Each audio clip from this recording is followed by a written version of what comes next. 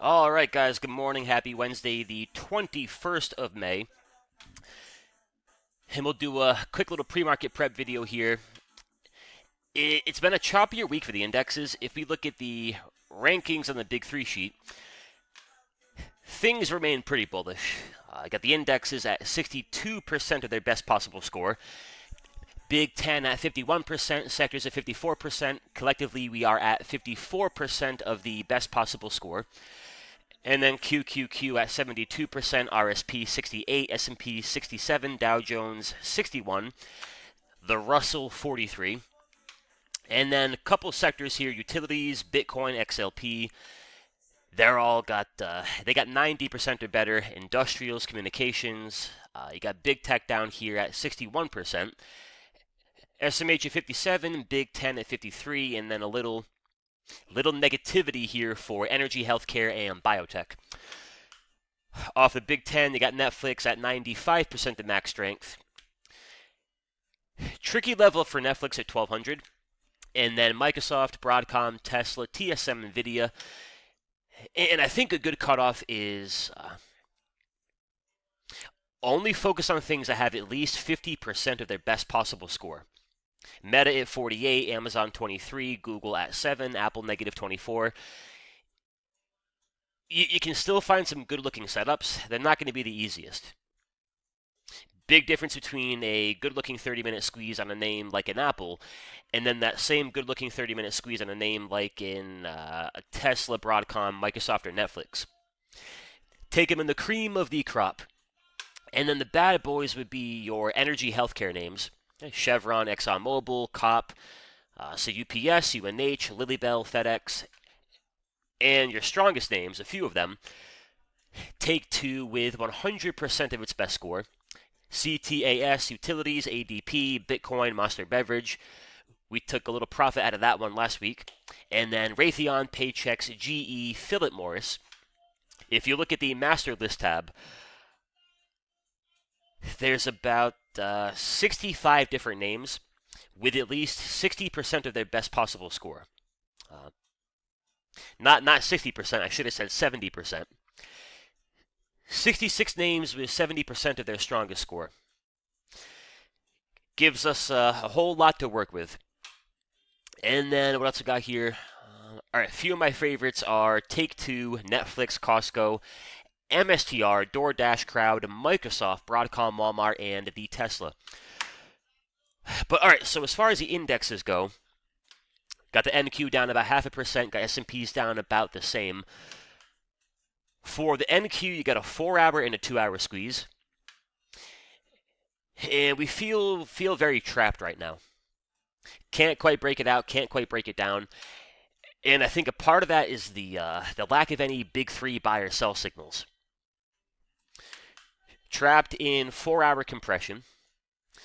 No 2-hour buy, no 1 hour, no 30, no 15, no 5. Neutral on the big three. In a squeeze with neutral big three from the ground up, not the easiest thing to trade. And then cash QQQ, if you look at the hourly time frame, pretty similar setup. 1 hour squeeze, great trend, great structure, 12 points out of 15. You're lacking momentum. We've been lacking hourly momentum since last week. And then from a 2-hour down to a 5-minute, nobody's home. That 1 hour squeeze becomes a great trade if you can, one, get a white arrow, 1 hour squeeze, and a perfect score of 15, but then combine that with a better looking 30-minute time frame, some 15-minute buy signals, some 5-minute buy signals. That, my friends, makes for a good trade, not this choppy back and forth crap. So patience on QQQ, and then S&Ps here, same exact thing. S&P futures trapped in a 4-hour squeeze, and not bad. 8 points out of 15, neutral trend, bull structure. Nobody home on the 5, nobody home on the 15, the 30, the hourly. Blue on the big three. So if that can change today, above the 4-hour 21 EMAs, 15-minute buy triggers, 30-minute buy triggers, could be looking for a few fresh longs. But all right, guys, a couple of things I'm liking here in the room. One would be the micro strategy. And we have the 490, 500 call debit spreads for June. Now, they did go and fire the weekly squeeze, which would imply in most cases, if they can get it and keep it through 430, there should be a path here into 490, 500. Not in a straight shot, of course, although a straight shot would be pretty cool. But over the course of a few weeks, right through 430, break it out, should be working towards that 490, 500. Also has a 4-hour, 2-hour, 1-hour, and a 30-minute squeeze. The real kicker here for your next leg higher, I think, would be a white arrow on the 4-hour. Then they can really try to get that thing going. Structure checks out, the trend checks out. We are waiting for 4-hour momentum. But I'm liking that, and then if you look at the Bitcoin futures, they've also gone and fired that weekly squeeze. Big squeeze back here in November, white arrow, big breakout. You pull back, you're chopping, another weekly squeeze. And yeah, they done fired it long. Tricky spots here back at the previous highs. If they can get it through that 110, I think you got a path into 119, 120. So Bitcoin shaping up, and then let's go look at some Costco. Costco, they have fired the daily squeeze, and I really like the 2-day. I don't love the fact earnings are a week from tomorrow. So maybe hold off on that one for now, but I do like that for a push eventually.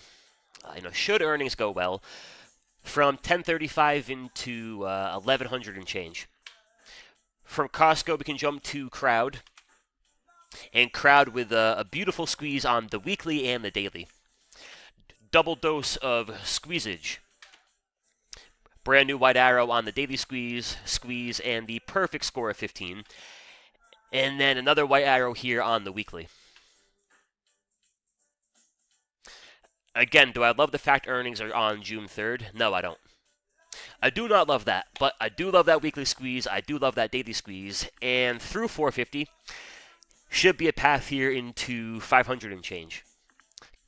Got the Costco, got the Crowd. From that, we can jump to some Tesla. 350 for the Tesla. If they can get it and keep it, keyword being keep it above the 350, they did pop the call wall into $400.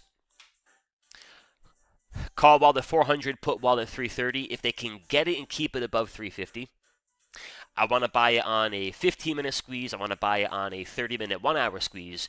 Trying to play for a path from 350 into the brand new $400 call wall. And looking like an open around 345-ish.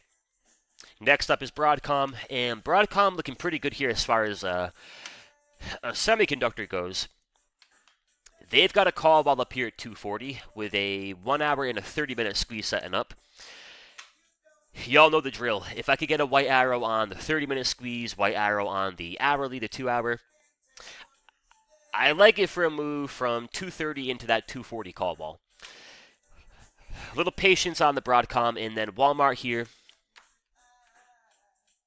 Very nice daily squeeze for Walmart.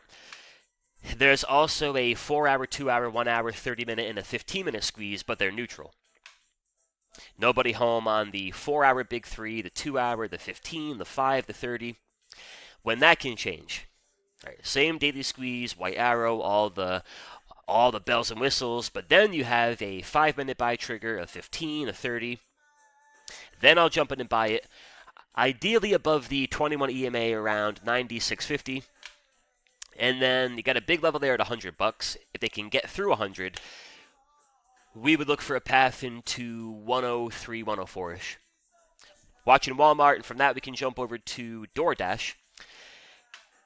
No white arrow on DoorDash just yet, but if they could get one here for the weekly, I like it for a breakout and a move into 230, 235.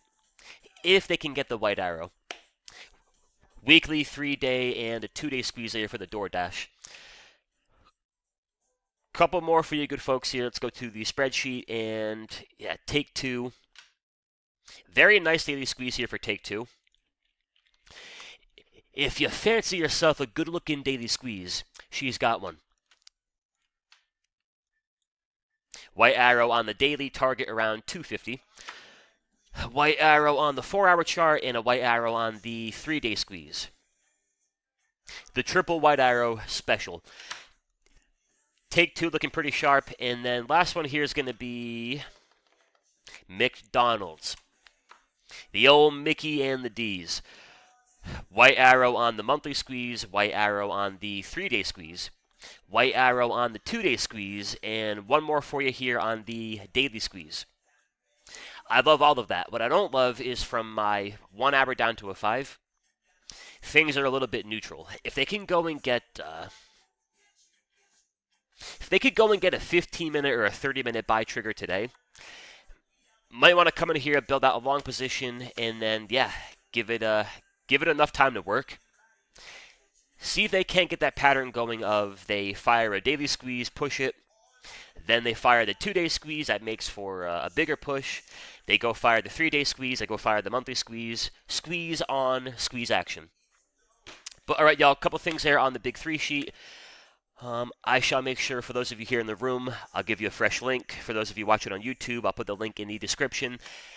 And then, yeah, major focus for today is going to be S&Ps and QQQ. And really a matter of, can I get any better directional signals in the context of that big 4-hour squeeze? 4-hour NQ, 4-hour ES.